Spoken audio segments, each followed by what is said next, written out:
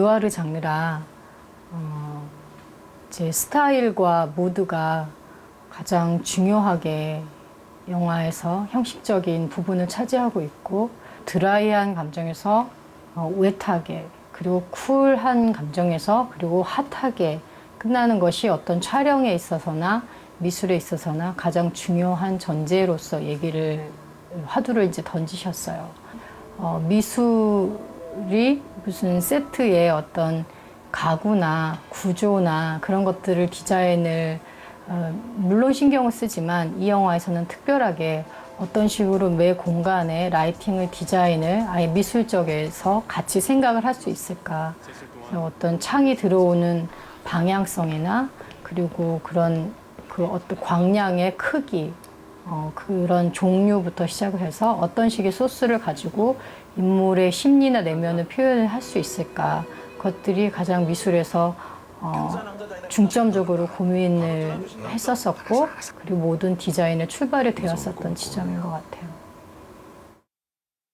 아무래도 인물의 감정선을 따라가다 보면 가장 중요하게 이제 미술팀에서 다뤄야 되는 부분들이 색감인데, 쿨하게 그리고 세련되게라는 전제를 가지고도 맨 마지막 클라이막스 순간에는 가장 표현적이고 어떤 인상을 남길 수 있는 그런 장치를 공간이 해 주어야 되기 때문에 굉장히 많은 고민을 했었어요. 그래서 주조색을 어떤 색으로 가져갈 것이냐, 이제 블랙 또는 그린색, 그것은 이제 감독님과 최초부터 계속 얘기되던 색이긴 하였는데, 그것만으로는 왠지 부족하다라는 생각을 했었어요. 그래서 그 많은 사나이들이 이제 명멸하듯이 사라져가는 그 공간에서 아무래도 레드만큼 가장 적절하고 표현성을 드러내는 그런 색깔이 없다라고 생각을 해서, 이것이 초반에 굉장히 쿨하고 차갑게 보여야 되는 그런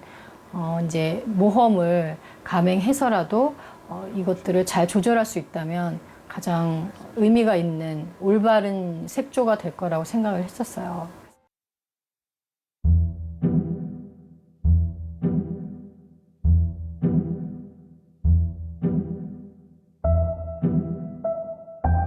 수직하고 수평을 이용을 해서 잘 선우에 의해서 지배되고 관리되는 느낌들을 가지는 그런 공간에서 이제 수직 수평을 시작해서, 특히나 마지막에 이런 운명적인 사나이들의 대결에 있어서 어떤 길의 끝이라든가 길의 과정이라든가 그런 느낌들을 강조하기 위해서 이제 원이나 그런 느낌보다는 이제 주로 직선을 많이 사용을 했었었고, 또 그린을 같이 사용을 하였는데 뒤에 반복적인 패턴의 벽들이 나와요.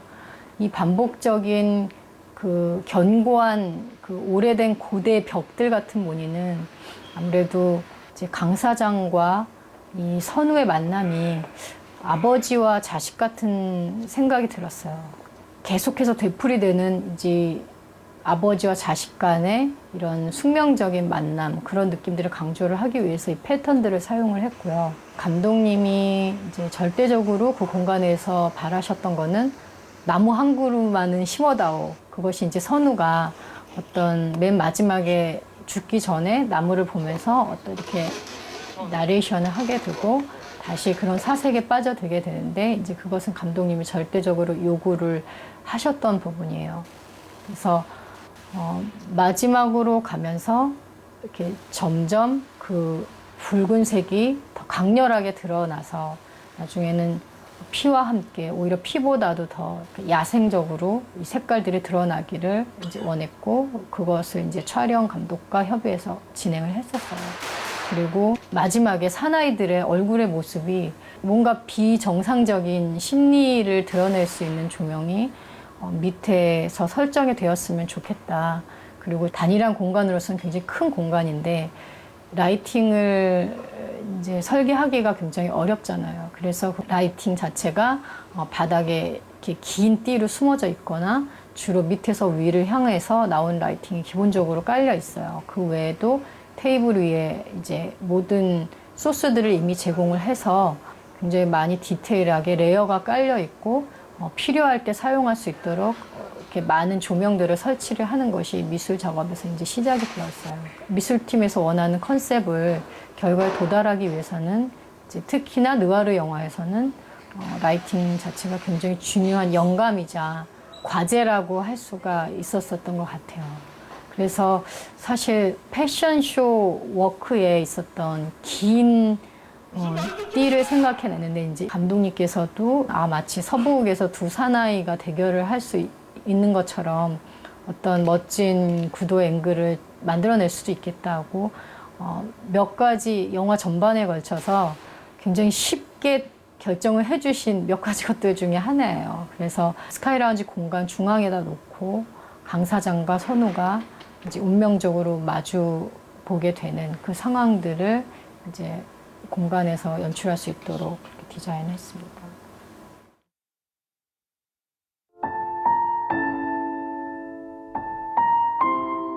그러니까 희수의 캐릭터 자체가 이제 우리가 흔히 알고 있는 판무파탈의 이미지와는 조금 다르게 우리가 가기로 결정을 했기 때문에 악녀의 이미지라기보단 로리콘의 이미지를 더 가진 캐릭터로 설정을 했기 때문에 그녀의 집은 좀 더 여성스럽고 신비로운 공간이기를 감독님이 원하셨어요. 그래서 감독님이 제안했던 방법 중에 하나가 파티션 같은 것이 있었으면 좋겠다 이제 얘기를 하셨어요. 선우하고 희수하고 대화를 하고 처음에 만나는 그 순간에는 파티션을 통해서 희수를 보기를 원했어요. 그래서 항상 그들 사이에는 무언가 어떤 그런 파티션과 같은 것이 역할이 있어서 그것을 통해서 볼 수 있는 그런 장치가 되고, 그리고 우리 영화의 전체적으로 그린이 많이 나와요. 근데 이 그린 자체는 형광등 밑에서 생활하는 사람들의 어떤 분열적인 심리를 표현하는 어떤 도시인의 색깔로 그린이 많이 등장을 하는데, 희수집에 나오는 그린은 그것하고는 굉장히 다른 그린을 설정을 했어요. 그린 자체가 굉장히 내추럴한 느낌으로 다가오는 자연의 색, 그리고 숨 쉴 수 있고 그런 여성적인 비밀스러운 공간이기를 감독님이 원하셨던 것 같아요. 근데 이제 작은 소품들로는 구체적으로 영화 안에서 담아지지는 않지만 그녀의 굉장히 다양한 취향들, 그리고 여행을 많이 한 사람이 가질 수 있는 그 다양한 나라에서 올 수 있는 그 러시아 인형이라든가 다른 이국적인 도자기라든가 그런 작은 선물들이나 엽서들이 굉장히 많이 있고요. 그리고 감독님이 요구하셨던 것 중에 하나는 여행 가방 같은 것들을 좀 보여지는 부분에 많이 배치를 해 놓기를 원하셨어요. 그래서 그녀 역시 한 곳에 머무는 그런 그 완고한 자리를 가진 인간이 아니라 떠날 수도 있는 그런 사람, 쉽게 또 다음 장소로 이동할 수도 있는 그런 인물로서 보여지기를 원하셨던 것 같아요.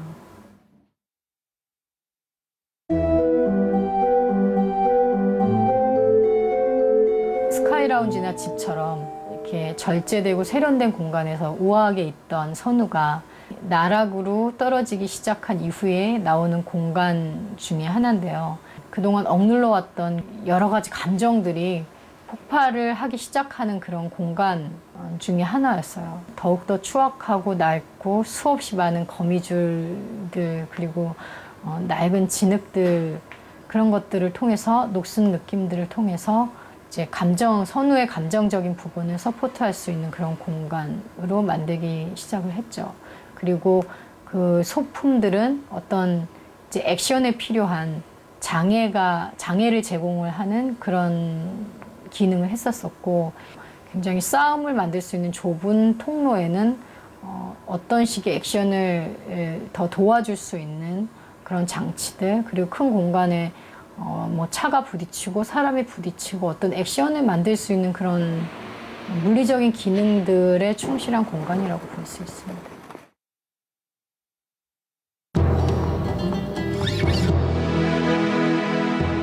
밀매의 사무실은 선우가 그 많은 일련의 과정들을 통해서 드디어 이제 끝까지 가기로 결심을 하고 총기를 구입하러 가는 그런 공간이었는데, 판타지적인 부분들을 어느 정도 여기서는 영화적으로 강조를 해도 된다고 감독님이 얘기를 하셨어요. 보물창고 같이 그런 이렇게 신기하고 익숙하지 않은 것들의 감성들이 드러나면서 어떤 선우의 심리 상태를 표현하고 싶어 하셨어요. 보라색 소파도 직접 감독님이 고르셨고요. 저의 고민은 이렇게 익숙하지 않은 것들을 보는 재미를 계속 제공을 하면서도 리얼리티 안에서 어느 정도 이것이 받아들여져야 되는지 그것들을 조절하는 일이 이제 이 공간에서의 숙제였었던 것 같아요.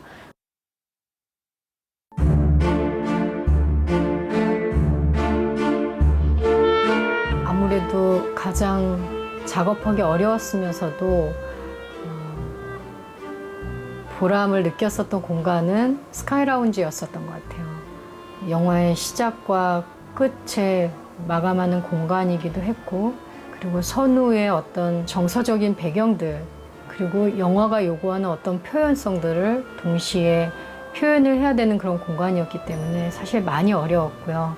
레드를 사용을 하는 것에 대해 이제 많이 고민을 하였는데 너무 강렬하게 작용을 해서 어떤 정서적인 영향을 끼치지 않을까 그런 것들이 있었었는데 효과적으로 영화 안에서 것들이 미술적으로 막 돋보이거나 뭐 그래서라기보다는 영화 안에서 드라마 안에서 잘 기능을 해주어서 개인적으로는 제일 보람이 있었던 공간인 것 같아요.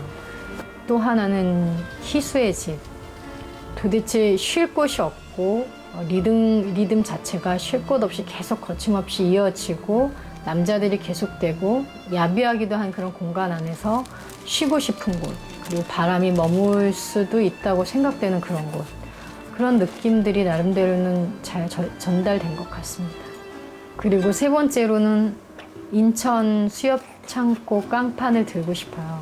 이런 공간들은 사실 이런 식의 갱스터 영화라든가 느와르 영화에 자주 나오는 그런 장르적인 공간이었어요. 그래서 그곳이 오히려 더 어렵게 느껴질 수가 있는 것 같아요. 이제 창고 같은 경우는 늘 언제나 나오는 곳이고, 그런 공간에 요구되는 커다랗고 이제 외딴 사람들이 발견되지 않을 것 같은 그런 공간이라는 요구 외에도 뭔가 독특하고 좀 한국 영화에서 볼 수 있는 그런 공간이 어디 있을까 굉장히 고심을 많이 했는데, 우연히 발견하게 된 이 수협 창고가 전부 타일로 이루어져서, 그리고 생선을 막 이렇게 팔다가 사람들이 바로 사라진 다음의 공간이었어요. 그래서 비린내가 실제로 물씬 날 것 같으면서도 굉장히 천정이 높고 등이 마치 우리가 심원한 것처럼 다 달려 있어서 우리가 그 공간을 발견을 했을 때는 정말 쾌재를 불렀어요. 감독님도 그렇고 이제 그런 얘기를 많이 했는데 개인적으로는 가장 만족스러웠던 로케이션이었었던 것 같습니다.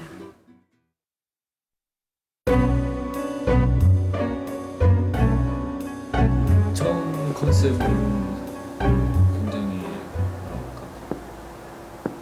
건조하면서 건조한 느낌이 있으면, 그러니까 소위 얘기하는 쿨한 느낌을 원하셨는데, 영화를 만들어 가면서 조금씩 바뀌어가는 부분들이 있었어요. 그래서 중간중간에 계속 여기 장영규 감독이랑 그 자료 음악들을 만들어서 계속 의견 서로 교환하고, 그러면서 나중에 가서는 정작 후반 작업, 본 작업으로 들어갈 때는 그래도 어느 정도 이렇게 감성적인 그런 부분도 음악에 들어가야겠다, 그렇게 해서 그런 부분도 신경을 써서 작업했어요. 그거는 뭐 우연치 않게 그렇게 됐는데, 저희가 이제 편집이 조금씩 나오기 시작할 때 데모들을 만들어서 이제 감독님하고 상의를 하는데, 그 중에 이제 그런 스타일의 음악을 감독님이 고르셨어요. 이렇게 가면 좋겠다.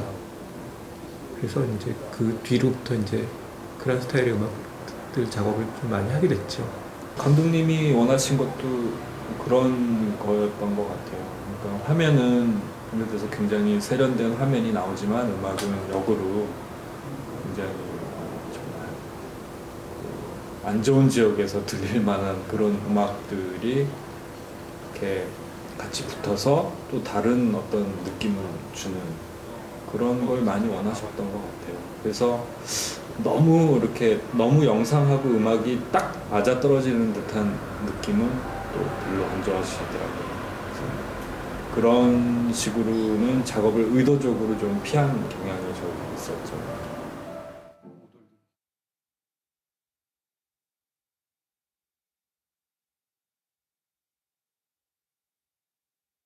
이 곡이 이번 영화에 어떻게 갈지 방향을 잡은 곡인데, 아까 말씀드렸듯이 처음에 어떤 방향으로 갈지에 대해서 감독님하고 상의하려고 만들어간 샘플 중에 감독님이 저희는 기대도 안 했던 이 곡을 고르셔가지고 이번 영화의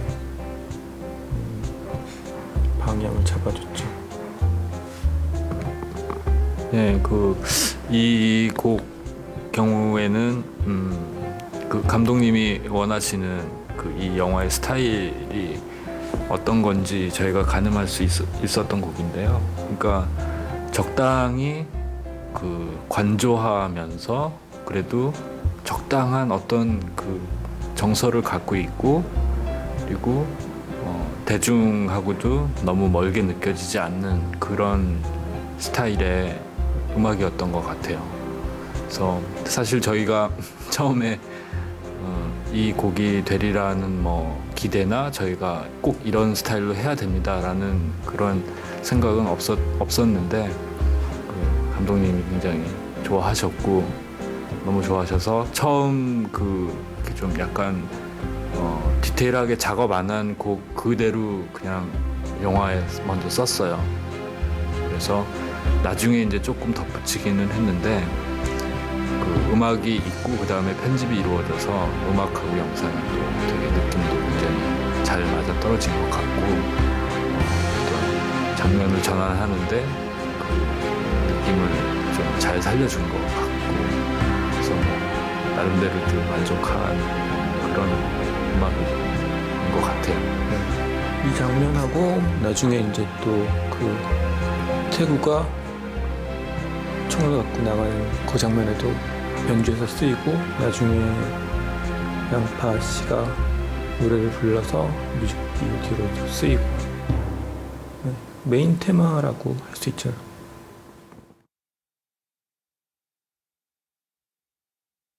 많은 곡들이 후보에 올랐다가 그런 장면들이 있어요. 이 부분 같은 경우에는 정말 각자의 의견들이 굉장히 많았어요. 그래서 이 부분을 위해서 만들어졌던 곡들의 수도 많았고, 그 다음에 여기 쓰이려고 만든 음악이 아닌데 여기에 들어가게 되는 그런 경우도 많았고, 결국은 여기에 쓰려고 했던 음악이 아닌데 묘하게 어울려서 다른 장면에 넣으려고 했던 음악을 이 부분에 넣었는데, 이 부분 같은 경우는 그랬어요. 장면은 굉장히 거칠고, 그다음에 화면도 뭔가 굉장히 느와르라고 표방할 수 있을 만한 그런 장면인데, 음악이 같이 어둡게 가는 것보다는 음악은 약간 좀 가라앉은 듯하게 가자라는 게 이제 감독님의 의도였던 것 같은데, 글쎄요, 최종 선택된 음악도 잘 붙었지만 사실 그 전에 너무 아까운 곡들도 굉장히 잘 붙었었는데, 그런 음악들이 들어갔을 때 사람들이 또 그거를 봤을 때 어떤 느낌을 가졌을까 하는 궁금증이 생기게 하는 그런 장면이고,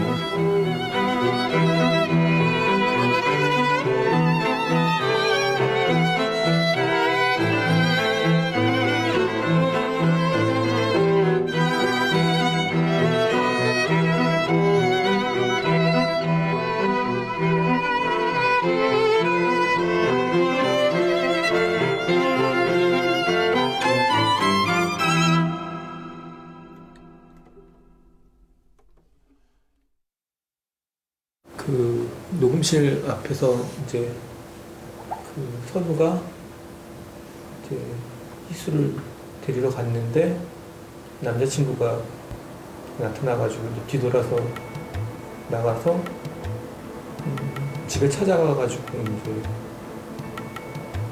뭐지? 거기까지 좀 찾아가는 데까지의 그 장면이었는데 여러 감정들이 아주 복잡하게 섞여 있어가지고 감독님은 거기를 음악적으로 어떻게 해결했으면 했는데 결국은 해결을 못했어요. 해결을 못하고 음악이 없는 게 낫겠다. 한 세네 가지 감정이 복합적으로 섞여 있어가지고 저희도 뭐 어떻게 쓸 수 있는 방법이 없었어요.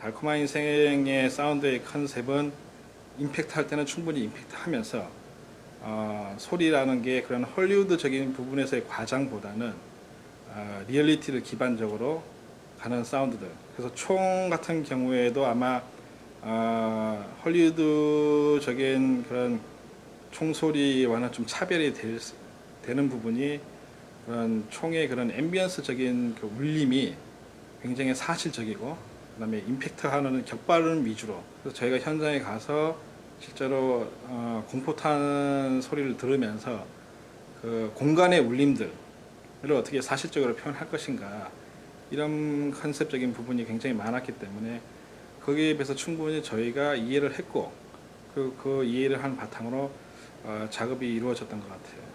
사실 달콤한 인생에 나오는 총들이 보편적인 총이 아니죠. 예, 러시아제 수텐스킨이라든가 헐리우드에서 사용되는 라이브러리에는 있지 않은 소리예요.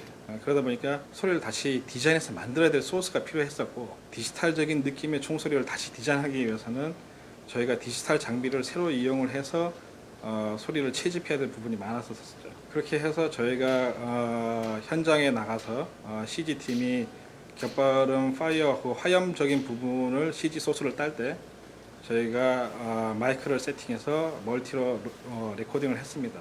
저희가 후반 작업 업체이지만 실제적으로 후반 작업 내에서도 현장과 가까운 로케이션 레코딩이 상당히 많았었어요. 스카이 라운지 같은 경우에는 이게 세트장이다 보니까 바닥에 전부 다 나무란 말이에요. 거기서 뛰어다니는 소리들이 다 시각적으로 보여지는 대리석 간지가 아닌 나무로 쿵쿵쿵쿵 거렸다는 거죠. 일단 거기서 쌓아놓은 모든 충격신의 상황들이 현장에 동시를 사용할 수가 없다 보니까 대사 같은 경우는 다 후시 처리가 된 거예요. 그다음에 그 시각적으로 보여져 있는 비주얼에 맞춰서 그 공간과 같은 바닥 재질에서 저희가 폴리 레코딩을 로케이션을 간 겁니다.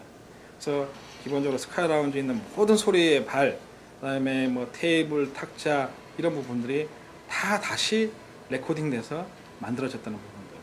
그 다음에 이제 힘들었던 부분이 청평시. 실제적으로 거기는 큰 드럼통에다 불을 피워놓고, 그 다음에 그 드럼통을 또 쓰러뜨려야 되고, 이런 것들이 헐리우드적인 라이브러리 소스에서 가져올 수 있는 게 아니고 우리가 다 다시 만들어야 되는 부분이기 때문에 차들이 이제 뜸한 새벽 시간에 폴리 아티스트가 실제로 거기다가 드럼통에다 불을 피워놓고 거기서 선우랑 그 나머지 사람들이 뛰어다니면서 싸우는 발소리, 나무 강목 부러지고 그다음에 드럼통에 불 펴놓고서 쓰러뜨리는 소리 이런 것들이 다 거기에서 채집되고 폴리로서 이루어진 부분들이.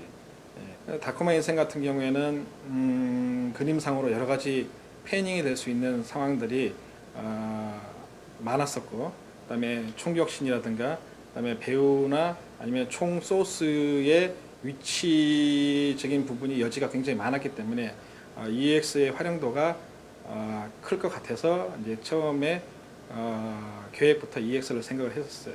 그래서 EX의 가장 큰 효과라는 부분은 후면에서의 그런 패닝감이 실제적으로 레프트 서라운드, 라이트 서라운드, 백 서라운드의 위치의 소리의 정의를 잘 찾을 수 있다는 부분들.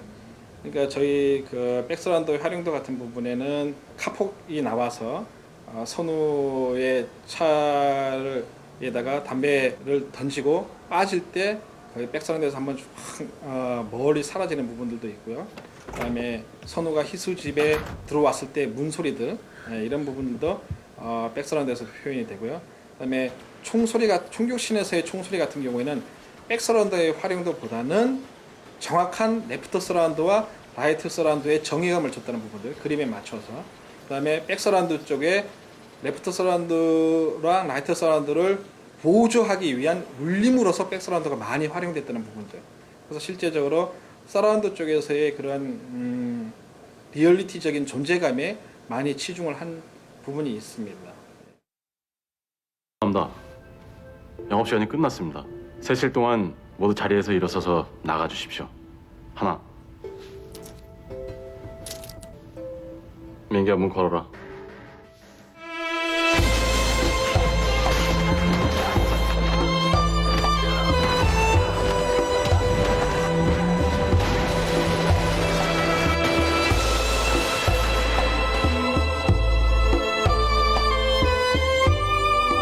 다른 영화들의 느와르 액션들은 좀 더 막 이렇게 설명적이거나 좀 더 화려하거나 뭐 막 굉장히 많았던 것 같아요. 근데 어쨌든 우리나라 느와르는 또 처음이잖아요. 기본적으로 김지훈 감독님의 요구가 있었고요. 그 요구가 일단 기본적으로 이제 기존에 나왔던 액션과는 다르게 좀 더 집약적이어야 되고 느와르하고 우아르하고 같이 섞여진 어떤 그런 합축적인 액션을 보고 싶다. 그리고 이제 좀 더 잔인한 부분도 있고 비디오 카메라로 찍어서 편집을 해서 감독님한테 드리는 것들이 있어요. 그래서 이제 감독님이 좋다 보시고 이제 좋다고 하고 추가되는 부분들이 있었고 이제 그런 부분들이 있다 보니까 내가 이제 감독님의 마인드를 내가 정확하게 이해했구나 생각을 이해했구나 원하는 부분들을 그러다 보니까 이제 편하게 그런 액션들을 디자인했던 것 같아요. 거기에 포커스를 맞추고 영화 속에서의 그 주인공에게 어떤 식으로 줘야 될까라는 걸 고민을 했었어요. 그러다 보니까 내가 선우가 돼서 싸움을 한다라면은 내가 정말로 실질적으로 내가 싸움을 한다라면 난 이렇게 하고 싶어라는 그 생각이 많이 담겨져 있는 것 같아요. 막 맞고 때리고 이게 아니라 나는 굉장히 그냥 일방적으로 가서 숨도 못 쉴 정도로 몰아치고 그냥 탁 끝내버렸으면 하는 그런 마음이 나요. 그냥 정말 숨 딱 참고 막 몰아쳐서 탁 끝내면서 숨을 후 몰아쉬고 싶은 그런 마음이 간절해요. 그러다 보니까 그 마음을 조금씩 표현을 한 것 같아요. 정동이가 선우가 된 것 같아요. 싸움을 할 때는.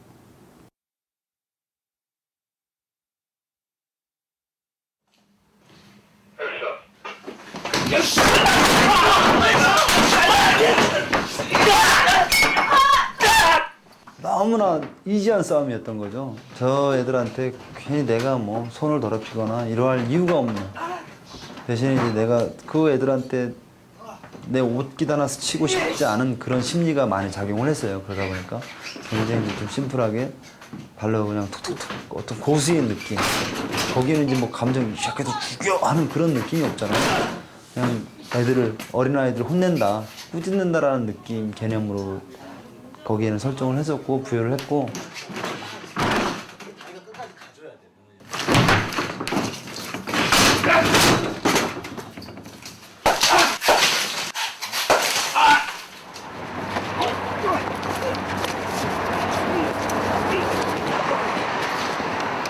한남대교에서 찍었을 때 이제 그 한강다리에 찍었을 때 그 느낌은 그 선우가 다른 데서부터 이미 감정이 업되어 있었잖아요. 그 업이 되어 있는 선우에게 누군가 건드려버린 거죠. 폭발하게 어떤 그 성냥불을 그은 거죠. 그러니까 성냥불이 그 기름이 확 붙듯이 순간 이 선우가 확 폭발하는 장면. 그 폭발하는 데 있어서 그 손이 들어가서 어떤 막 사람이 멱살을 하고 할 때 그 감정 폭발이 이 손에서 이루어지잖아요. 이렇게 손에서 잡을 때. 그러다 보니까 그 손을 좀 많이 쓰게 해줬고. 저는 안 떠도 지금 괜찮은 것 같아요. 근데 뜨긴 뜨고요, 이거는.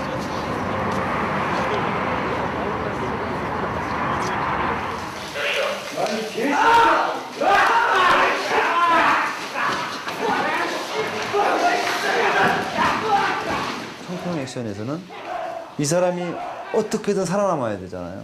이미 손가락 부상도, 손 부상도 입었고 이미 죽을 수밖에 없는 상황이 탁 가로막아져 있으니까 과연 어떠한 도구를 이용해서 어떠한 계기로 저 선우가 도망을 칠 수 있을까, 탈출할 수 있을까라는 궁금증이 이미 거기에 들어와 있었던 것 같아요. 그러다 보니까 김진영 감독님께서 좀 불로하는 액션을 하고 싶었다.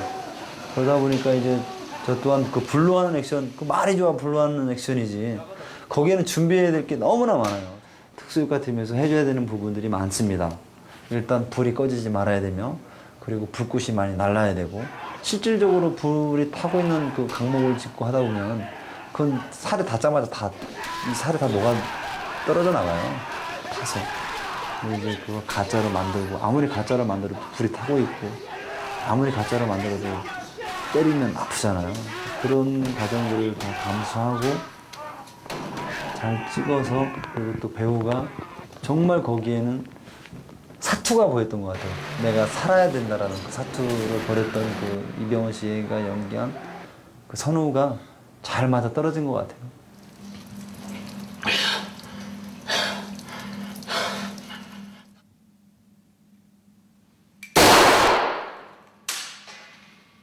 마지막 총격전으로 가게 되면 거기에는 이제 굉장히, 거기는 정말로 우아한 것 같아요. 저는 솔직히 그 전에 액션보다도 더 우아하게 그 총격전을 보고 있고, 굉장히 오케스트라 협주를 하듯이, 오케스트라 연주를 하듯이 굉장히 제 마음에 개인적으로는 굉장히 잘 나온 어떤 한편의 협주곡 같아요. 전전에 보여줬던 그 몸으로 하는 액션과 어떤 도구를 이용한 액션과 후반에 이제 총으로 굉장히 그 감정도 폭발시키지만 굉장히 절제적으로 폭발을 시키잖아요. 굉장히 이병헌 씨가 연기를 또 잘하셨고 또 연출도 잘하셨는데, 그런 부분에서 그 김지훈 감독님이 그 총격 액션이나 이런 부분을 잘 조화롭게 배합을 잘한 것 같아요.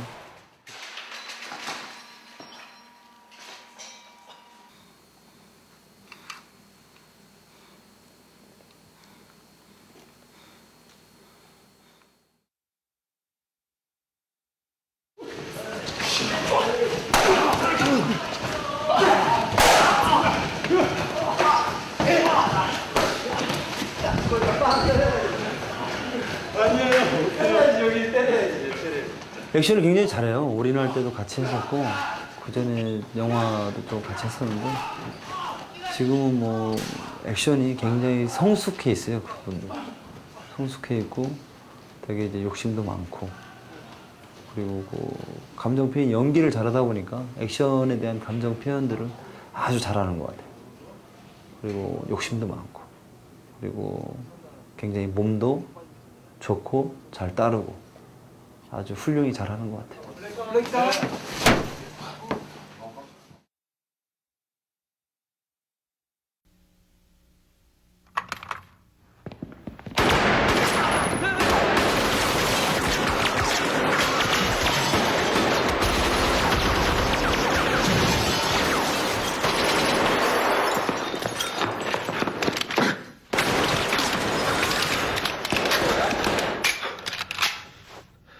첫 번째를 뽑으면 라스트 장면이에요. 총격전. 총격전은 막 그전에는 우리가 막 총격전을 하다 보면 막 정신없이 카메라를 흔든다든가 여러 가지 테크닉을 이용해서 막 그 부분을 이제 가리려고 했었는데, 나는 가장 그냥 아주 노멀하게 촬영한 듯한 느낌, 노멀하게 그냥 그 총격 액션을 바라보는 느낌으로 봤을 때, 내가 그냥 이 오케스트라 현장에서 있었던 음악을, 연주하는 음악을 듣고 있구나 라는 그런 착각에 빠질 정도로 되게 정서적으로 총격 액션을 찍은 것 같아요.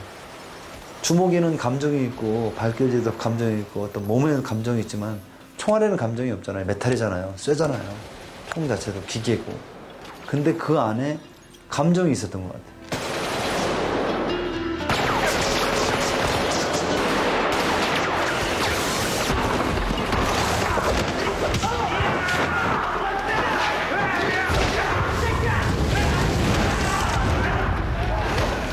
좋아하는 게 청평 액션. 거기는 이제 정말 그 선우가 살아나가야 되는, 그 사람한테는 절대적인 이유가 있었고 살아남아야 되는, 그리고 관객들은 저 사람이 살아나가야 영화를 길게 볼 수가 있었고, 저는 또한 이 사람이 여기에서 어떠한 수단과 방법을 가리지 않고 관객들이 지루해하지 않은 방법을 동원을 해서 이 사람을 탈출을 시켜야 될 의무가 있었고, 그래서 이제 저는 개인적으로 그 부분 액션의 종합 선물 세트다라는 얘기를 했었어요. 작은 공간에서 많은 것들이 나오잖아요. 하다못해 자동차까지. 자동차가 터닝을 해서 벽을 뚫고 나가고, 또 뭐 모닥불도 나오고 드럼통도 나오고, 하다못해 핸드폰 배터리 가지고 찍고, 여러 가지 뭐 또 하다못해 벽돌로 찍고, 뭐 유리창을 깨고 나가고, 굉장히 그냥 놀이기구에서 어린아이들이 놀이기구를 이것저것 타보는 재미를 느끼는 것처럼 그런 재미들을 많이 느꼈을 것 같아요. 함축되어진 부분들이 있었던 것 같아요.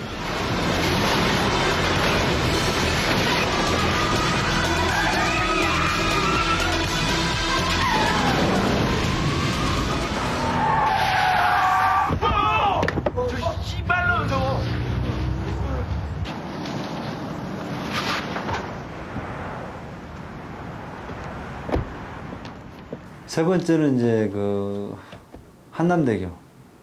대교에서 싸우는 액션인데, 거기는 이제 기본적으로 굉장히 심플했던 것 같아요. 감정 표현이 되면서 지저분하지 않게 아주 깨끗하고 간결하게 감정 표현이 확실하게 느껴진 것 같아요. 차키를 뽑아서 한강에다 던질 때 그 사람의 모든 스트레스를 버리는 것 같은 느낌을 받았어요. 난 솔직히 그래요. 살아가면서 내 안에 있는 모든 만감이 교차하는 모든 감정들, 이 감정만 이렇게 손으로 딱 움켜쥐어 수 있으면 이거 확 뽑아서 던져버리고 싶어요. 그러면서 정말 그냥 세상을 그냥 세상 살아가듯이 모든 이렇게 존재하듯이 그냥 존재했으면 하는 그 마음이 간절하거든요. 그러다 보니까 차키를 뽑아 던지는 장면에서 내가 되게 좋았던 것 같아요.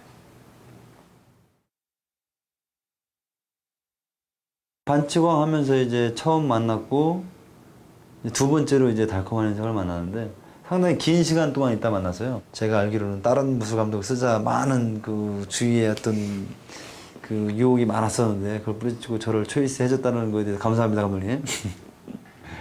근데 그 말씀을 듣고 되게 솔직히 조금 불편했어요. 왜냐면 주위하고 이제 어쨌든 계속 작업을 하면서 만나야 되니까 불편하죠. 근데 이제 어쨌든 김지훈 감독님 만나 뵙고 액션 컨셉에 대해서 이런 거 저런 거에 대해서 저를 원하는 게 느껴져서, 아, 당신이 나를 원하는구나. 오케이. 그럼 난 최선을 다해서 당신한테 맞춰드리겠습니다. 라고 속으로 이제 마음을 먹고 되게 열정적으로 했어요. 열정적으로 했고, 그 열정을 정말로 잘 받아줬어요. 이렇게 정말 엄마가 아들, 자식들을 이렇게 아주 따뜻하게 포옹해 주잖아요. 그러한 감정을 굉장히 많이 느꼈어요. 그러니까, 이 사람이 엄마처럼 나를 감싸주는구나, 포옹해 주는구나, 뭐 보호해 준다는 게 아니라 그 따뜻한 품속에서 많은 상상을 할 수 있게끔 그 어린아이가 착하게 커나가잖아요. 되게 올바른 길을 갈 수 있게끔 엄마가 이렇게 다독거려주고, 용기를 잃거나 이럴 때 용기를 또 붙여주고, 실수를 했을 때는 또 잘 다독거려서 괜찮다 하면서 위로도 해주고, 이런 부분이 잘 맞아떨어진 것 같아요. 근데 그걸 또 많이 느꼈고, 그러다 보니까 이 작품을 하면서 되게 이 작품 정말 행복하다. 이 작품 정말 잘 나왔으면 좋겠다. 이 작품 정말 액션에 정말 최선을 다하고 싶다라는 마음이 이렇게 자동적으로 들어간 것 같아요.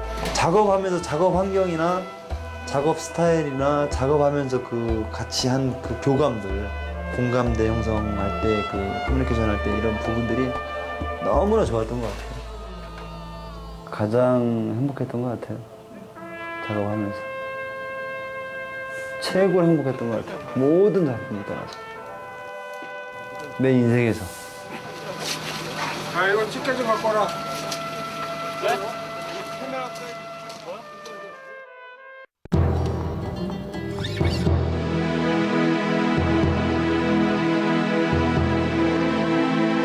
스타킹이라는 총은 사실 총기 전문가들 아니면은 그런 총이 있다는 것도 모를 정도로 옛날 소련 체제 하에서 알려지지 않았던 총입니다. 그러니까 공산주의 사회라는 게 그 사사건건 조그만 것도 비밀로 여기고 그랬기 때문에 그 서방 측에 정보 요원들이라든가 무슨 그런 특수한 정보를 접할 수 있는 사람들 아니면은 그런 총이 있다는 걸 사실상 몰랐었죠.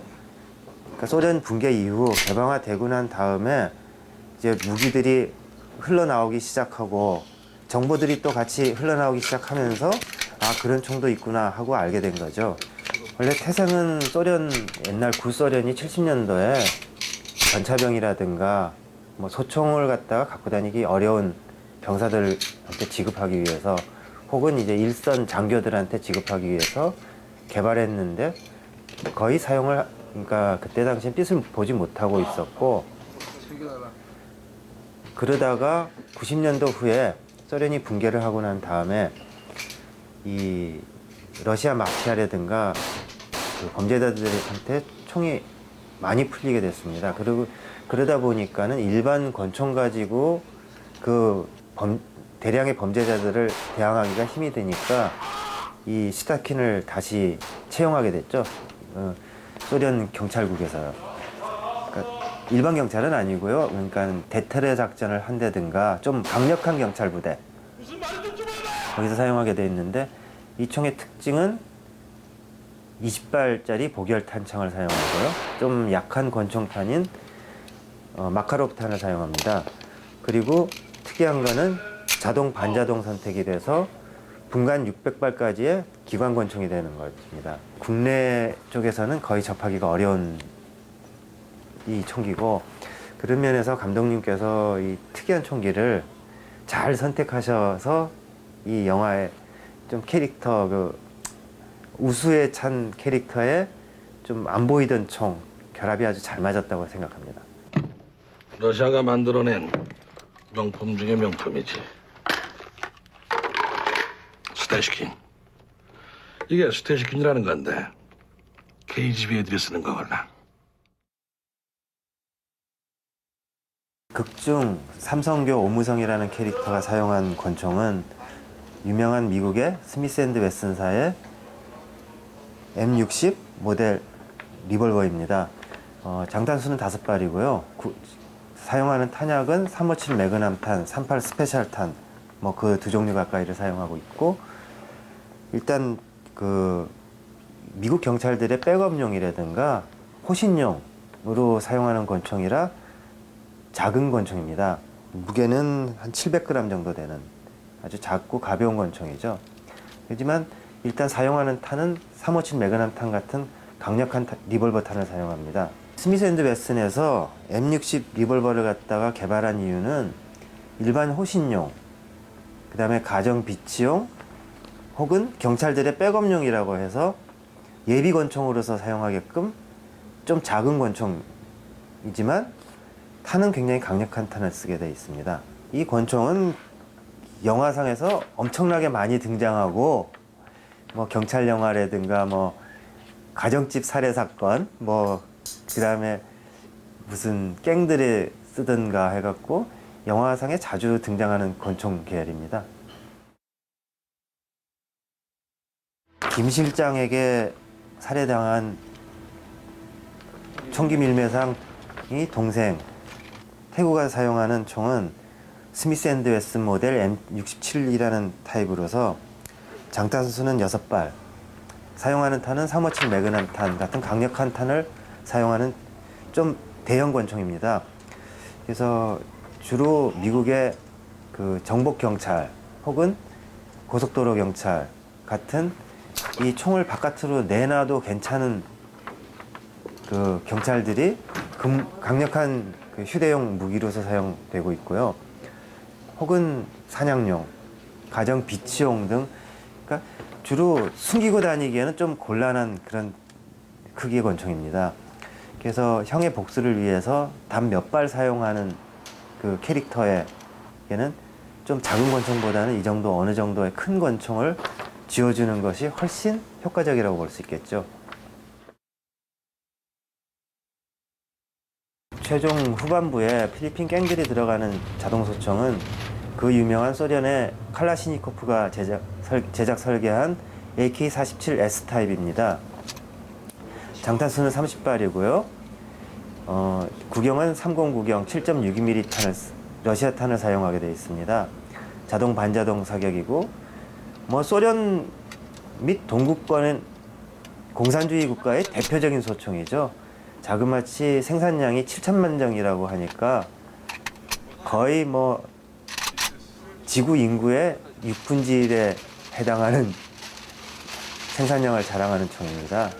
그만큼 튼튼하고 좀 무식하게도 만들었지만 일단 쏘면 나가는 가장 야전에서 신뢰성이 좋은 총입니다. 물론 정밀도는 떨어지지만 군용 총기로서는 거의 M16과 양대 산맥을 이루고 있는 그런 총기입니다. 영화에서 보면은 AK-47은 거의 모든 갱들이 쉽게 구해서 쓰는 그런 자동소총이죠. 물론 가격도 싸고 밀수입된 수량도 많고 원체 많이 만들어졌으니까 이 밑으로 풀린 수량도 엄청나죠. 그리고 지금 이라크라든가 아프가니스탄 그쪽에서도 거의 게릴라들이 먹고 사는 총기, 그리고 좀 지났지만 30년 전에 그 베트남, 그때 당시 북베트남군의 주력 소총이 AK-47이었죠. 그러니까 거의 미국에 반대하는 나라, 친서방 국가가 아닌 쪽에서는 거의 모든 국가가 AK-47을 사용한다고 보시면 거의 다름이 없습니다. 지금은 AK-47은 생산이 중단됐고요. 80년도 후반부터 AK-74라고 해갖고 좀 더 개량형이 지금 사용되고 있습니다. 그러니까 AK-47은 지금 소련이나 소련 연방이었던 나라의 제식 소총은 아니고 그 밑에, 그러니까 그동안 소련이나 동구권으로부터 원조받았던 나라들이 사용하는 소총입니다. 김 실장이 마지막에 권총탄이 다 떨어지고 나서 꺼내들었던 총은 오스트리아의 슈타이어사에서 개발한 TMP라는 자동권총입니다. 사용한 탄은 9mm고요. 보통 30발짜리 탄창을 사용하고 발사속도가 900발이니까 2초면은 30발 탄창이 끝나버리죠. 그러니까 물론 자동으로 나가게끔 되어 있고, 원래 개발 목적은 이 기관단총 같은 걸 휴대하기 어려운 경호원, 그러니까 좀 특수 경호원들이죠. 그 사람들이 사용하기 위해서 개발한 총기이고, 몸체는 고강도 플라스틱으로 성형이 되어 있고, 물론 이제 속의 내부는 금속재이지만 생각보다는 무게가 가볍습니다. 1.2kg 정도. 기관총으로서는 상당히 가벼운 모델이고요. 이게 극 중에서 마지막에 사용하는 그 비장미를 갖다 발휘하기 위해서 그 죽어가면서 쏘는 총으로 크지도 않고, 또 사실 저희 일반 독자들은 좀 접하기 어려운 자동권총입니다. 영화상으로도 그렇게 많이 나오진 않았고요. 그래서 적절하게 잘 선택된 총기라고 생각합니다.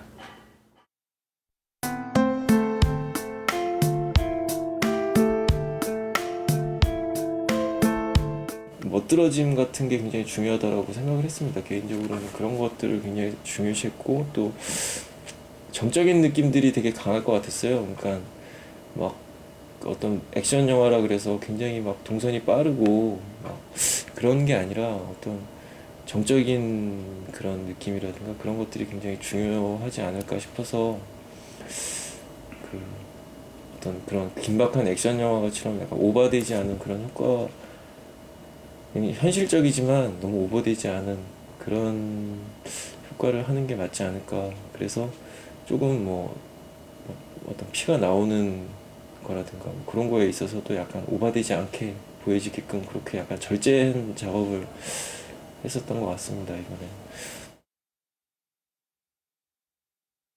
문석 수하들이 선우를 결박한 상황에서 5프렌치라고 하는 굉장히 무거운 공구죠. 그거로 이제 손을 내려 찍는 장면을 촬영하기 위해서 준비를 한 거였는데요. 배우한테 찍어도 별로 아프지 않을 정도의 모의 5프렌치도 제작을 하긴 했었는데, 그 무거운 그 5프렌치가 찍히는 그런 느낌이라든가 어떤 무게감, 그런 걸 표현해주기 위해서 가짜 더미 이제 팔을 저렇게 만들어서 실제 배우 손 같은 경우는 저렇게 땅속에다 묻어놓고 진짜 파이프렌치로 내려 찍는 용도로 제작을 한 겁니다.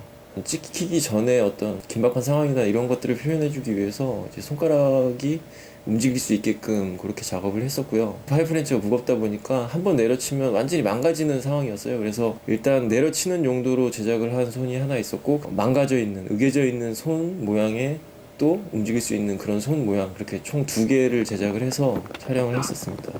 저희 기계 장치가 이제 모터라든가 이런 것들이 들어가는 건데, 비가 오는 상황이고 또 진흙이고 막 이래서 방수라든가 이런 거에 대해서 굉장히 신경을 썼었던 부분이었죠. 선우가 쏜 총에 손가락이 2개가 잘려 나가야 된다, 뭐 그런 설정을 감독님께서 지정해 주셔가지고 잘려 나간 손가락을 제작을 한 겁니다. 손가락 안쪽에는 이제 큐팀 쪽에서 준비해 주신 이제 화약을 장착해가지고 손가락을 터트리는 방식이고, 손 자체는 어떤 문석 씨 팔꿈치 쪽에 저희가 붙여가지고 문석 씨와 손가락과 같이 걸린 상황에서 터트리는 그런 효과를 위해서 작업을 한 거고요. 저 화면상에 보시면 이제 화약을 심고 있는 특효팀 팀장님께서 보이는데, 손가락 안에 들어갈 수 있을 정도 크기가 작은 저런 화약을 구하느라고 되게 고생을 많이 하셨다 그러더라고요. 피부처럼 찢어져 나가야 되고, 그런 효과 때문에 저희가 뭐 재료도 여러 가지 준비를 해서 또 특효팀 쪽 사무실에 가서 그쪽 화약하고 저희가 테스트도 굉장히 여러 번 해봤었고요. 손가락이 맞는 순간에 손이 좀 펴져야 되는, 그래서 손목하고 각각의 손가락들의 어떤 모터로서 이제 구동해서 순간적으로 탁 움직여주는 그런 정도의 움직임만 되어 있고요. 전체적인 큰 움직임은 문석 씨 팔에 저걸 달기 때문에 문석 씨가 이제 그 어떤 충격에 대한 웃기를 받으면은 그거에 따라서 손가락이 움직이게끔 저렇게 작업을 해서 터뜨렸었습니다. 강 사장님이 욕조에 손을 얹고 있는데 그 손 아래로 이렇게 피가 흐르는 장면이 있습니다. 감독님께서 피가 2줄로 흘렀으면 좋겠다.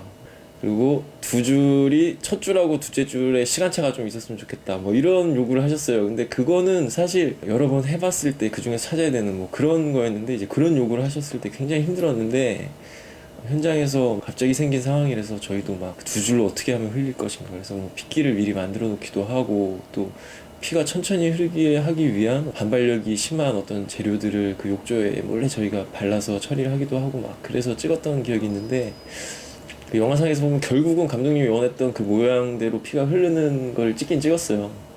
감독님도 그때 굉장히 만족스러워 하셨고, 저희도 봤을 때 그때 생각하면 굉장히 악몽 같지만 어떤 그 모양으로 흐르는 걸 봤을 때 굉장히 뿌듯했었죠. 선우가 그 휴대폰 배터리로 이마를 찍는 장면이 있는데, 아주 잠깐이지만 이마 내려 찍었을 때 그 이마에서 피가 솟는 장면이 있습니다. 인조 피부를 이마에다가 붙여서 관을 설치를 해서 그 관으로 이제 피를 뿜어준 거였는데, 사실 아무도 모르더라고요. 제 주변의 사람들한테 물어봐도 피가 나왔냐 뭐 모르는데, 그걸 붙였다는 걸 사람들이 전혀 몰랐다는 거, 그런 거에 대해서 그냥 자기 만족을 하고 있습니다.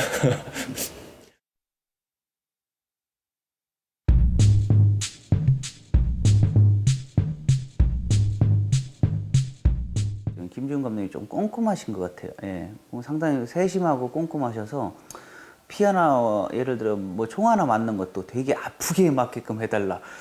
참 그 부분이 참, 이게 어떤 부분에 있어서는 이거 어떻게 저는 표현을 해야 되나, 피탄을. 어떤 감독님은 피를 없이 해달라, 어떤 감독님은 피를 조금만 해달라, 어떤 감독님은 많이 해달라, 거기에 김지훈 감독님은 이만치 해달라, 이러니까 거기에 대해서 많이 고민을 했었죠. 실상 뭐 피도 엄청 많이 썼습니다. 이거 달콤한 인상하면서 피탄 터지면서도 피도 막 많이씩 넣고 막 줄줄 흘러나오고, 거의 피총격신이라고 해도 과언이 아닐 정도로 많이 피를 많이씩 넣어서 피탄을 터뜨렸죠. 감독님이 갑자기 돌풍이라는 걸 제시를 하셨는데, 돌풍을 어떻게 처리를 했으면 좋겠습니까? 그랬더니 감독님, 회오리바람을 했으면 좋겠는데요. 이러시고 참 처음에는 난감하더라고요. 한번 시도는 해봐야 되겠다. 그래서 모든 장비들을 다 거기에 맞게끔 제작을 했죠. 제작을 해서 실상 또 도전해보니까 가능하더라고요. 가능해서 그것을 실상 현장에 가서 좀 해보니까, 현장에는 또 자연 바람도 많고 또 이런저런 장애물도 많고, 이러다 보니까 또 거기에 좀 약간 좀 부딪히는 문제도 있고, 그때 당시에 자연적으로 우리 바람하고 자연 바람하고 살짝 뭉쳐서 회오리 바람이 흘러가는 상태였었는데 그때 당시 우연찮게 자연스러운 회오리 바람이 나와서 그걸 감독님이 원하셔서 다시 재현을 하려고 했는데 모든 여건이 좀 안 맞는 바람에 결국에는 돌면서 흘러가는 회오리 바람은 안 되고 인물 서 있는 상태에서 회오리 바람으로 상황을 마무리했죠. 밀매 사무실 건에 있어서 태웅이 그 보수에 총 맞는 장면이 있으네. 눈하고 눈알이 바로 마네킹이 아니고 실질상 사람한테 안경알이 터지면서 피가 한 카트에 흘러나왔으면 좋겠다. 이래가지고 여기 사무실에서 수없이 테스트를 해봤죠. 테스트를 해본 다음에 이 정도면 연기자한테도 안전하고 효과 나는데도 이 정도면 가능하겠다 싶어서 가서 현장에서 촬영을 했죠. 별 문제는 없이 그림은 잘 건졌던 것 같아요. 다른 영화 총격신에 비해서 세트가 심플하기 때문에 약간 좀 신경 가는 부분은 더 많았어요. 일단 마무리 부분이나 유리 부분들, 그리고 거기에 테이블이나 이런 것들, 그리고 이 유리 기둥에 있어서 가장 그 감독님이 원하셨던 부분이 유리 기둥이 팍팍팍 터져서 반쯤 없어졌으면 좋겠다고 제일 처음에 주문을 하셨는데 하다 보니까 3분의 1밖에 안 없어진 것 같더라고요. 감독님 죄송하고. 그리고 이런 슈가글래스 부분이 통유리를 했을 경우에 이게 효과를 내기에는 저희가 많이 좀 어려운 점이 많더라고요. 그래서 이걸 5cm면 5cm씩 이렇게 쭉 해서 붙이면은 작업하기가 좀 더 수월하고 일단 편할 것 같다. 그리고 일단 발해 자체도 나지 않을 것 같다. 이렇게 해서 그렇게 좀 선택한 것 같아요. 세트가 높죠. 높기 때문에 전선이나 라인 작업을 하는데 가장 좀 힘들었던 거예요. 등이 터지면 등이나 등 스파크 나면서 유리가 깨지면서 연기자가 밑에 있으면서 이런 부분들은 실상 유리가 또 깨져 흘러내려야 되기 때문에 많은 좀 어려움이 있었는데 실상 그 자체는 연기자하고 저하고 호흡을 서로 맞춰서 처음에 유리가 터지면 어떻게 인물이 행동을 해줘야 된다 이런 걸 서로 호흡을 맞춰서 약속을 해서 움직이기 때문에 안전하게 촬영을 할 수 있었던 것 같아요. 그리고 가장 시간이 걸리고 좀 긴장됐던 게 일단 빠져. 이게 각종 양주병들 뒤에 유리, 슈가글래스 유리, 뒤에 시상 생유리나 이런 또 거기에 이병헌 씨가 또 있는 상태에서 했더니 약간 좀 심적 부담은 갔는데 안전하게 잘 된 것 같아요. 다른 영화도 일단 유리 종류는 이제 다 비슷한 것 같은데 일단 이런 바라는 개념은 아니었던 것 같아요. 다른 총격신이나 이런 부분들은. 달콤한 인생이 이렇게 바나 이렇게 심플하게 촬영 세트를 지어놓고 한 부분이 달콤한 인생이 처음이지 않았나 생각됩니다. 이번 달콤한 인생을 촬영하면서 좀 이런 세트나 이런 부분들이 좀 약간 좀 위험한 부분들도 많았었고 총격신은 항상 늘 총이 나온다 그럼 항상 좀 위험한 부분이죠. 거기에 인물 옆에나 이런 부분은 항상 가깝게 또 총탄 효과가 나야 되는 부분이기 때문에 가장 총격신을 했을 때 하면서 물론 효과도 줘야 된다고 생각은 하지만은 가장 최우선시로 하는 건 저희는 안전이라고 생각하고 이제까지 작업을 하고 있습니다.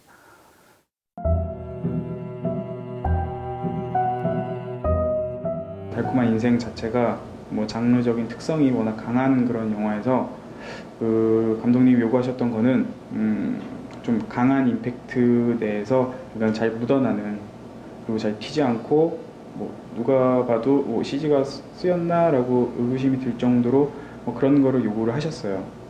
그래서 전체적으로 저희도 최대한 그 실사를 위주로 가고 거기서 이제 CG가 조금 더 플러스하는 그런 컨셉으로 갔기 때문에 보셨던 분들도 그렇게 CG가 그렇게 튀거나 그래 보이진 않았다라고 말씀해 주시더라고요.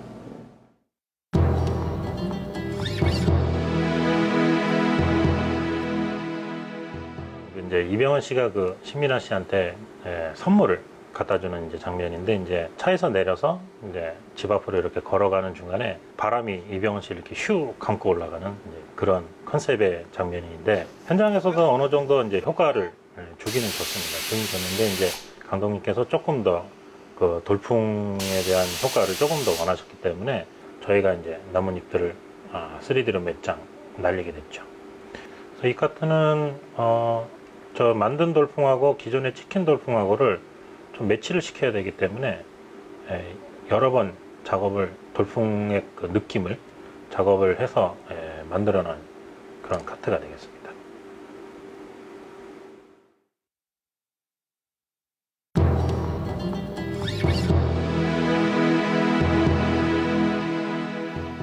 차가 블록으로 만들어진 벽을 뚫고 나오는 그런 신이, 요런 신이 이제 한 서너 개 더 있는데요.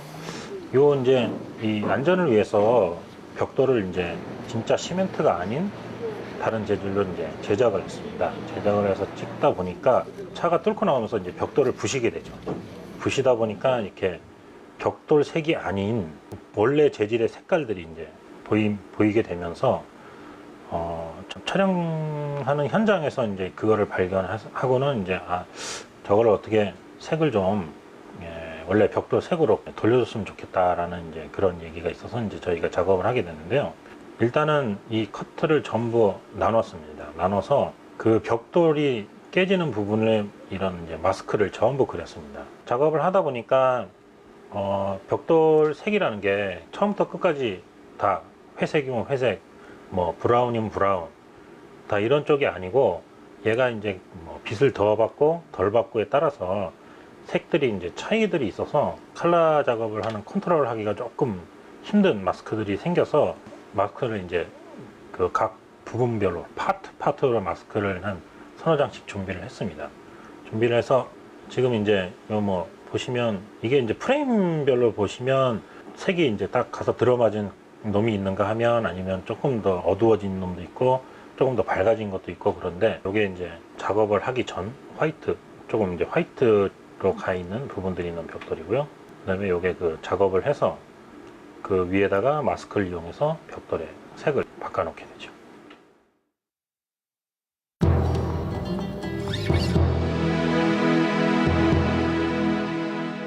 일단은 저희가 백소스가 오게 되면 촬영을 하게 되면 그걸 스캔하게 되고요.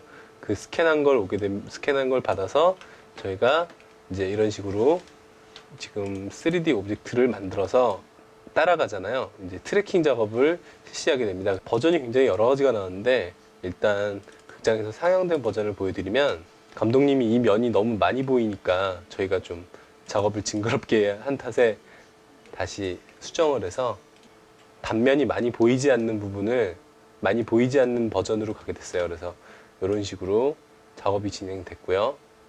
여기서 이제 2D에서 이 부분을 지워서 뒤에 있는 TV나 뭐 이런 소파 같은 부분으로 처리하는 거는 밑에 계신 인페르노에서 작업을 하셨고요. 그 액션에 맞는 3D를 만들어서 이 3D의 이제 프론트 소스하고 그 3D에 대한 이제 백 소스를 만들었죠. 그래서 이제 이 두 소스를 받아다가 제가 이제 합성을 할 때 아무래도 이 사람 뒤에 있는 머리를 지우다 보니까 뒤에 있는 백이 보여야 되기 때문에 빈 백을 촬영했을 때 찍어 주셔가지고 그 빈 백을 이용을 해서 이 사람의 이제 그 블루 부분이라든가 더 와이드한 부분을 지워내는 작업을 먼저 했습니다. 비어 있는 머리를 먼저 만들고요.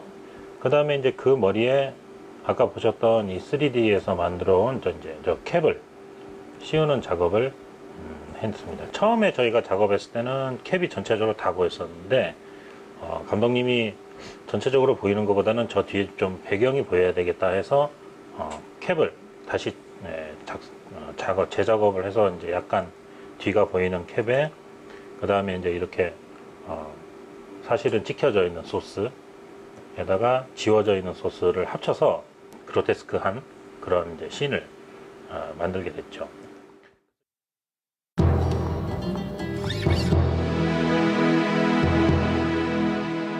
실제 이 배우의 손이 아니라 이거는 석분에서 만들어진 이제 가짜 덤인데 실제로 저기다 폭약을 장치를 하고서 터뜨렸을 때 이제 손가락이 날아간 듯한 느낌이 안 들고 이제 피가 저렇게 나오질 않아요. 나오질 않아가지고서 감독님 저쪽에서 피를 좀 더 보였으면 좋겠다. 그래가지고서 여러 가지로 생각을 했었는데 처음에는 피가 이렇게 막 꿀럭꿀럭 이렇게 흘러내리는 컨셉으로 갔다가 그거보다는 이렇게 순간적으로 임팩트로 그 피가 튀는 걸 만들어주고 좀 더 굵은 방울이 만들어주고 그 다음에 이 단면 부분을 저희가 처리를 하고 손을 모델링을 해갖고 전체적으로 작업을 했는데 사실 그게 데이터가 너무 많이 먹어서 손에 이제 피가 나오는 그 단면만 따서 거기다 이제 시뮬레이션을 걸어서 이제 피가 나오는 그런 느낌을 살린 거거든요. 분출되는 피라든지 아니면 여기서 이제 조금 점액이 있어서 좀 뭉텅이로 나오는 피라든지 그걸 여러 레이어로 마찬가지로 3D로 작업을 해서 나중에 합성 쪽으로 넘어가는 거죠.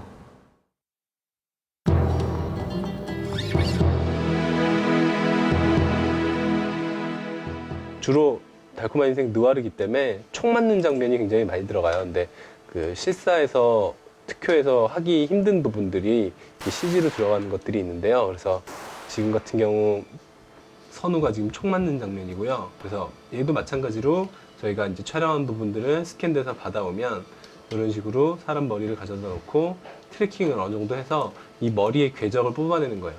궤적을 뽑아낸 다음에 이 궤적에 따라서 액체 시뮬레이션 툴을 이용해서요, 피가 바닥에 흐르는 작업을 하게 되고요.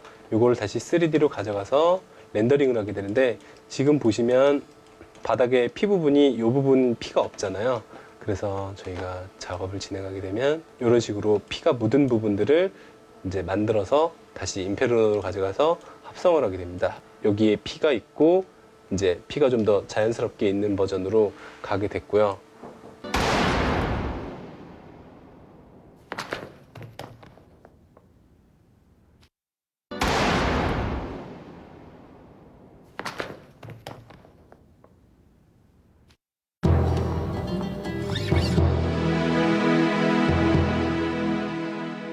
이게 이제 촬영이 되어졌을 당시에는 이제 사실은 이제 이 이병헌 씨가 총을 맞았기 때문에, 총을 맞고 쓰러졌기 때문에 머리 뒤로 이제 이렇게 피가 좀 이렇게 쫙 스며 나오면서 카메라가 쭉 빠지면서 나무가 보이면서 이 나무에서 이제 이파리가 파락파락 떨어지는 그런 컨셉의 커트였는데, 특효의 팀에서 이렇게 피가 쭉 흘러나가는 그런 부분을 촬영을 쭉 해주셨어요. 그래서 이 흘러나가는 피를 아까 이병헌 씨가 누워있는 머리 부분에 이제 심자, 이병헌 씨가 이렇게 쭉 빠지는, 지금 요 뒤에 피가 있습니다만 빠지는 요 커트를 피를 심기 편하게 하기 위해서, 그러니까 피를 이병헌 씨 뒤통수 있는데 쭉 따라가게 하기 위해서 이제 좀 플레임을 이렇게 스타빌라이저라는 기능을 이용해서 세웠습니다. 요 중앙에 피가 있고 그 피가 이병헌 씨를 따라서 쭉 사이즈가 줄어들면서 요 피가 쭉 줄어들게끔 중앙을 중심으로 세웠기 때문에 사실은 요 위에 있어야 되는 그림들이 다 이제 밑으로 내려와 있죠.